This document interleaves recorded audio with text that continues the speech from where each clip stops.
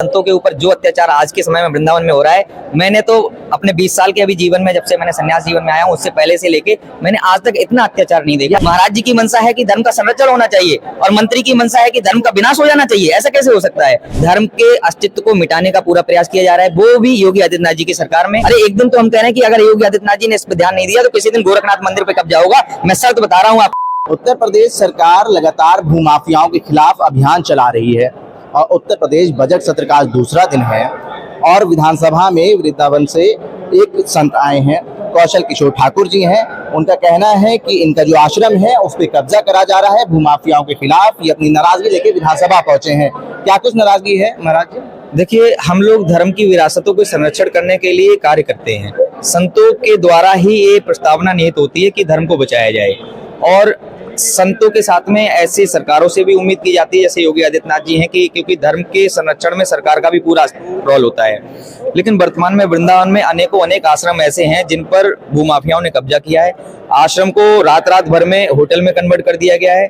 धर्म के अस्तित्व को मिटाने का पूरा प्रयास किया जा रहा है, वो भी योगी आदित्यनाथ जी की सरकार में। महाराज जी, आप कह रहे हैं कि धर्म के अस्तित्व को मिटाने का काम करा जा रहा है, लेकिन सरकार तो हिंदूवादी सरकार मानी जाती है। योगी आदित्यनाथ जी हिंदूवादी सरकार है और धर्म के संरक्षण के लिए पूर्ण निहित हैं, पूर्ण समर्पित हैं, इसमें कोई दो राय नहीं है। लेकिन वहीं उनका शासन और उनका प्रशासन जो है ना, वो पूर्ण रूप से माफियाओं के पक्ष में रहता है। वृंदावन में सैकड़ों आश्रम, अगर ऑब्जर्वेशन कराई जाए ना, ग्राउंड रिपोर्ट देखी जाए ना, तो सैकड़ों ऐसे आश्रम है जो कब के कब रातों रात में उनकी फर्जी वसीयत बन गई, कब्जा हो गया, संतों की हत्या कर दी गई और होटल में कन्वर्ट हो गया। तो इसी आधार पर हमारे भी वहाँ वृंदावन में एक प्रज्ञा चक्षु संत थे, स्वामी शरणानंद जी महाराज। इतने बड़े संत थे कि पूरे भारत में सभी बड़े बड़े संतों ने उनको अपना प्रेरणा स्रोत माना। बाबू राजेंद्र प्रसाद जी प्रथम राष्ट्रपति थे भारत के, उन्होंने उनको अपना गुरु माना और उनके प्रवचनों को सुनने के लिए भारत के बड़े बड़े न्यायिक अधिकारी आते थे। उनके आश्रम पर अवैध कब्जा किया गया। अवैध कब्जा करने वाले अधिकारी लोग थे, प्रशासन के लोग थे और उन्होंने जब अवैध कब्जा किया तो उस अवैध कब्जे के पक्ष में, कब्जेधारियों के पक्ष में और उनका संरक्षण करने के लिए उत्तर प्रदेश सरकार के ही एक कैबिनेट मंत्री हैं सुरेश कुमार खन्ना ने उनका संरक्षण किया और उनके ऊपर जो कार्रवाई चल रही है उसको बचाने के लिए पूरी तरह से पत्र लिखा। मेरे पास पत्र है, मैं आपको पत्र दिखा दूंगा। उस पत्र के माध्यम से प्रत्यावेदन लगाया गया 173(8) में कि इस विवेचना को समाप्त कर दिया जाए। बड़ा आरोप लगा रहे हैं यहाँ वित्त मंत्री हैं, सांसदीय कार्य मंत्री हैं सुरेश खन्ना। अरे कोई भी मंत्री हो, लेकिन योगी जी के काफी करीबी माने जाते हैं। योगी आदित्यनाथ जी के करीबी हैं तो इसका मतलब ये नहीं कि वो योगी आदित्यनाथ जी की मंशाओं के अनुरूप काम करेंगे कि उनके विपरीत काम करेंगे। महाराज जी की मंशा है कि धर्म का संरक्षण होना चाहिए और मंत्री की मंशा है कि धर्म का विनाश हो जाना चाहिए। ऐसा कैसे हो सकता है? अरे संतों से ही तो धर्म निहित है। वृंदावन की पहचान तो संतों से है। कृष्ण भगवान की लीलाओं को कौन गाता है? संत गाते हैं और उन्हीं संतों के अस्तित्व को मिटाने के लिए खन्ना जी प्रयास कर रहे हैं। तो आपको ये लगता है कि मुख्यमंत्री योगी आदित्यनाथ के संज्ञान में ये मामला नहीं है? योगी आदित्यनाथ जी से मैं 8 दिसंबर 2024 को मिला था, उनको सारी बात रखी। उन्होंने आदेश दिया कि 173(8) का प्रत्यावेदन वापस होना चाहिए और कार्रवाई, जो अपराधी पक्ष है उन पर कार्रवाई होनी चाहिए। क्या हुआ? लेकिन 2 महीने बीत गए, आज तक मैं गृह विभाग के अधिकारियों से मिल के परेशान हो गया हूँ। 2 महीने में 20 बार चक्कर काट चुका हूँ लखनऊ के। हर बार यही होता है कि अभी फाइल आगे नहीं बढ़ी। अरे वो क्या पैसेंजर ट्रेन है, अभी आगे नहीं बढ़ रही है? मंत्री के आदेश के बावजूद ऐसा हो रहा है एक संत के साथ? मुख्यमंत्री जी बड़े सरल व्यक्ति हैं और उन्होंने आदेश दे दिया।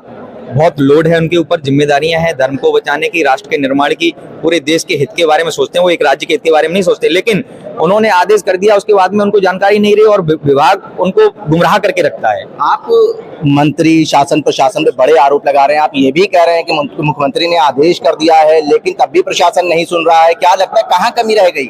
प्रशासन की पूरी। आज आप विधानसभा पहुंचे और देखो, सबसे बड़ी कमी यह है कि एक बार अगर मुख्यमंत्री जी ऐसी भी कमेटी बना लें, अपनी एक ऐसी एडवाइजरी कमेटी, ऐसे मेंबर बना लें कि जो जिस आदेश दिया है उसको महीने में 15 दिन पे कम से कम उसके बारे में बता दें कि इस पर अभी तक महाराज जी कोई कार्रवाई नहीं हुई, आपने ही आदेश दिया था, तो हो सकता है कि ये समस्याओं का समाधान हो जाए। लेकिन वर्तमान में होता क्या है कि अभी माननीय मुख्यमंत्री जी ने आदेश कर दिया, अब 2 महीने बीत गए हैं, अपराधी पक्ष खुलेआम भी घूम रहे हैं, हम संतों के ऊपर आक्रमण कर रहे हैं, कभी दीवार तोड़वाते, रात में बिल्डोजर लगवा के दीवार तोड़वाई आश्रम की, संतों के ऊपर फायरिंग की गई। लेकिन वृंदावन के अधिकारी फायरिंग को छोटी सी घटना बता के उसको सूक्ष्म रूप में खबर बना के और समाप्त कर देते हैं। आप ये कह रहे हैं कि संत भी वृंदावन में सुरक्षित नहीं है? बिल्कुल सुरक्षित नहीं है। संतों के ऊपर जो अत्याचार आज के समय में वृंदावन में हो रहा है, मैंने तो अपने 20 साल के अभी जीवन में, जब से मैंने सन्यास जीवन में आया हूँ, उससे पहले से लेके मैंने आज तक इतना अत्याचार नहीं देखा। बड़ी बात कह रहे हैं हमारे चैनल के माध्यम से, आप कह रहे हैं कि संत सुरक्षित नहीं नहीं है भाजपा की सरकार में? संत देखो, भाजपा सरकार की तो मैं बात इतना कहता हूँ कि योगी आदित्यनाथ जी इस चीज पर निगरानी रख नहीं पा रहे हैं, वो बात अलग है। लेकिन योगी आदित्यनाथ जी की मनसा में कोई कमी नहीं है कि वो तो चाहते हैं कि संतों का संरक्षण हो। मंत्री हो के निगरानी ना कर पाना, ये तो बड़ा ये उनके विभाग की कमी है, ये उनके विभाग की कमी है। और उन्हीं की विभाग की कमियों को मैं पुनः एक बार मुख्यमंत्री जी के सामने रखना चाहता हूँ। उनसे निवेदन करना चाहूंगा कि आपके होते हुए अगर संतों के साथ ऐसा अत्याचार, ऐसा अनाचार होगा तो हम संत लोग कहाँ जाएंगे? लेकिन भाजपा तो हिंदूवादी सरकार है ना, तब कैसे संतों पे इतना बड़ा अत्याचार हो रहा है? आश्रम की जमीनें हड़पी जा रही है, मुख्यमंत्री के संज्ञान में पूरा मामला है। वित्त मंत्री आप कह रहे हैं कि माफियाओं के साथ। मुख्यमंत्री जी नहीं, प्रशासन, उनका प्रशासन, वित्त मंत्री की बात। हाँ, वित्त मंत्री का तो खुला पत्र है मेरे पास, मैं खुला पत्र आपको दिखा दूंगा। गृह विभाग को जो है बार बार पत्र लगा लगा के भ्रमित कराते हैं। हाँ, पत्र मैं आपको दिखा दूंगा, पत्र लगा लगा के बार बार भ्रमित कर रहे हैं कि इस जांच में ये होना चाहिए कि आगरा की फोरेंसिक लैब पे भरोसा नहीं है, केंद्र की फोरेंसिक पे होना चाहिए, केंद्र से हो गई तो आप कह रहे हैं कि पुनः होना चाहिए। अरे महाराज, आप क्या चाहते हैं कि अब अमेरिका से या पाकिस्तान से करानी चाहिए जांच? जब केंद्र की फोरेंसिक लैब ने प्रमाणित कर दिया, राज्य की फोरेंसिक लैब ने प्रमाणित कर दिया, आगरा की विजिलेंस ने कार्रवाई कर दी, मेरठ विजिलेंस ने कार्रवाई कर दी। है महाराज जी, यही लेटर है। आप इसमें देखिए क्या लिखा हुआ है। प्रश्नगत प्रकरण में श्री सुरेश खन्ना नाम लिखा हुआ है। वित्त एवं संसदीय कार्य मंत्री के विभाग के पत्र 16/7 को लगाया, फिर उसके बाद 18/2 को लगाया, फिर 23/7 को लगाया और कह रहे हैं कि क्या करना चाहिए कि इसकी जांच पुनः कराने के बाद में साफ साफ लिखा है कि अभियोग को समाप्त किया जाए। अभियोग को समाप्त कराने वाले होते कौन है ये? अरे जब प्रमाणित हो गया है कि दोषी हो गए हैं, उनका वारंट आश्रम कब से है वहां पर? आश्रम तो 1953 से स्थापित है और ऐसा नहीं है। बाबू राजेंद्र प्रसाद जी उसके जो है संस्थापक सदस्य रहे हैं। बाबू राजेंद्र प्रसाद जी ने उस आश्रम की नींव रखवाने में अपना योगदान दिया है।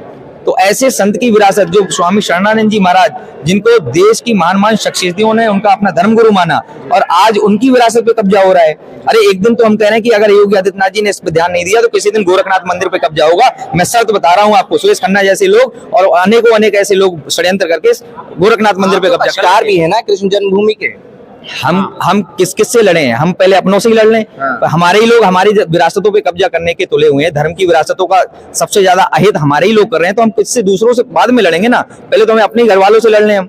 तो ये चीजें हम माननीय मुख्यमंत्री जी से कहेंगे कि आप धर्म की विरासत को संरक्षित कीजिए, नहीं तो एक समय ऐसा आएगा कि कल को लोग जो है गोरखनाथ मंदिर पर भी कब्जा करने आ जाएंगे, सुरेश खन्ना जैसे लोग। आप विधानसभा आए हैं, सत्र चल रहा है, बजट सत्र चल रहा है, मुख्यमंत्री खुद मौजूद हैं, क्या मांग करेंगे? किस लिए आए हैं आप यहाँ? मैंने मुख्यमंत्री जी से अभी 8 दिसंबर से मुलाकात हुई, 2 महीने बीत गए, अब दोबारा से मैंने निवेदन किया है, उनसे टाइम मिल जाता है तो मैं उनके सामने यही बात कहूंगा कि महाराज, आप धर्म के संरक्षण में इतना अच्छा योगदान दे रहे हैं, लेकिन आपकी बात को इतना अगर अनफॉलो किया जाता है, आपके आदेश के बावजूद कोई कार्रवाई, इतनी अवहेलना की जाती है, तो हम संत लोग करें तो करें क्या? हमें बस इसका जवाब दे दीजिए।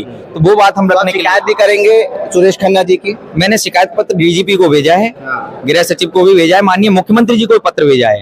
लेकिन शिकायत करी आपने? उस शिकायत में मैंने लिखा है कि सुरेश खन्ना जी ने, सुप्रीम कोर्ट का आदेश है कि कोई भी लोक सेवक और कोई भी जनप्रतिनिधि भ्रष्टाचार के मामले में किसी भी इन्वेस्टिगेशन में हस्तक्षेप नहीं कर सकता है, और उन्होंने हस्तक्षेप किया, प्रत्यावेदन लगाया, जांच को भ्रमित करने का 4 साल जांच लंबित रही है उनके कारण।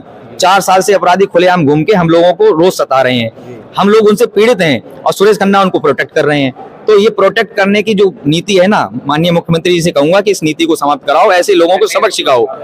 FIR दर्ज है उनके खिलाफ। किसके खिलाफ? जो अपराधी पक्ष हैं और जिनको प्रोटेक्ट कर रहे हैं सुरेश खन्ना, वित्त मंत्री सुरेश खन्ना के खिलाफ भी FIR? सुरेश खन्ना के खिलाफ कराने के लिए मैंने अभी पत्र भेजा हुआ है डीजीपी महोदय को, मथुरा SSP को भी दिया है, गृह विभाग को भी भेजा है, और वर्तमान में हमने योगी आदित्यनाथ जी को भी पत्र भेजा है। और उससे पहले मैं मौके उनसे मिलके आधा घंटे हमारी उनसे बैठ के चाहते हैं कि वित्त मंत्री सुरेश खन्ना के खिलाफ भी कार्रवाई होनी। अरे ऐसे लोग अगर हमारे धर्म का अहित करेंगे, धर्म का ह्रास करेंगे, साधु संतों पे अत्याचार करेंगे, साधु संतों पे अत्याचार करने वालों को प्रोटेक्ट करेंगे, तो ये तो हमारे लिए विनाशकारी हो गए, हमारे धर्म को मिटाने वाले हो गए। इनसे मैं क्या उम्मीद कर सकता हूँ कि ये धर्म का संरक्षण करेंगे? महाराज जी, एक आखिरी सवाल करेंगे और खत्म करेंगे। आप कह रहे वृंदावन में आश्रमों पे कब्जा करा जा रहा है, भूमाफिया के हौसले बुलंद हैं, संतों को मारा जा रहा है। कितने आश्रमों पे कब्जा किया गया है, कितने संतों को मारा गया? 50 से अधिक ऐसे आश्रम हैं वृंदावन में जिनपे अवैध कब्जे के मामले के सिविल केस अभी चल रहे हैं, और इसमें सिविल केस बनाने में पुलिस की बड़ी भूमिका रहती है। क्रिमिनल केस, हमारे आश्रम की दीवार तोड़ी गई रात में 4 बजे, क्रिमिनल केस बनता है, ट्रेसपासिंग की धाराएं लगती हैं, लेकिन उन सबको मिटा करके पुलिस ने प्रयास किया कि उसको सिविल केस बनाया जाए, क्योंकि संत लोग कब तक लड़ेंगे कानूनी लड़ाई? अब 50 साल तक सिविल केस चलता रहेगा तो हम सब तब तक तो संत मर जाएंगे और उनकी विरासत। आपके आश्रम का क्या नाम है? मानव सेवा संघ आश्रम है और इस आश्रम की स्थापना 1953 में ब्रह्मलीन पूज्यपाद स्वामी शरणानंद जी महाराज जी ने की थी, जो हमारे भारत के दार्शनिक सबसे बड़े महामनीषी थे। और वो विरासत धर्म की विरासत है, वो किसी बाप की बपौती नहीं, मेरी भी बपौती नहीं है। कब्जा इसलिए किया जा रहा है कि मौके की जगह है और वहां पर भूमाफिया लोग कब्जा करेंगे, सुरेश खन्ना जी को पार्टनरशिप कराएंगे, 5 स्टार होटल बनाएंगे।